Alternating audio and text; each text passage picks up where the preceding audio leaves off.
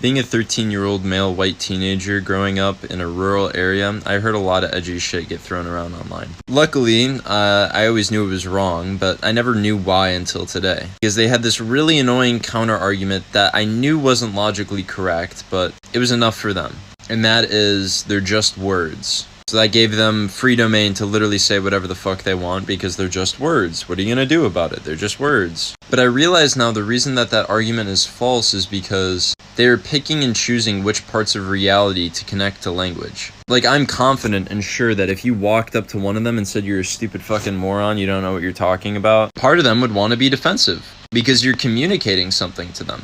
And because they understand what it's like to be stupid or understand what it's like to be a certain way or to be ridiculed for that. Because of their privilege, they only understand which certain parts of reality are actually connected to language. And when it comes to a different marginalized group that they will never interact with or have not interacted with on a regular basis, they literally can't draw that, correlation between language and reality for them. They don't give a shit about the N-word because they don't have any black friends who are struggling with it or with racism. They don't care about homophobic slurs because they don't have gay friends who are struggling with oppression. Some of them are so privileged they don't even care about the word stupid because it just is a part of a reality that has never affected them. No one has ever belittled them or made them feel small or stupid with words or through actions. And so being naive and ignorant children, these people just grow up and think it's okay to say things that don't apply to them, things that they know nothing about. They're just straight up ignorant. And this ties in perfectly well with the who can say the N-word debate that you hear so often in conservative news. Like, having black friends isn't a good enough argument for you to be able to say that word because, one, those black friends don't have to be struggling. It can be privileged too. And two, you're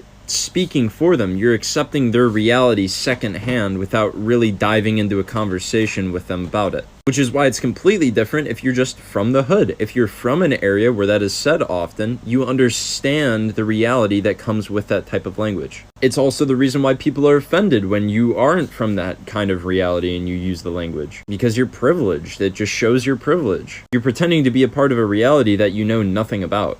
And so the correct and logical approach is just to not say those words. Like, I'm empathetic enough to understand systemic racism, and I've written papers about it, but am I going to use the language? No. It's nothing that I've ever experienced before. I don't deserve to. I don't understand, the connotations or the reality behind that language. Kind of like how it's offensive to simplify Asian people to Chinamen. You're simplifying the reality to something that is way more general. There's also a lot more nuance to this topic, so I might make a part 2. But share this with your privileged friends.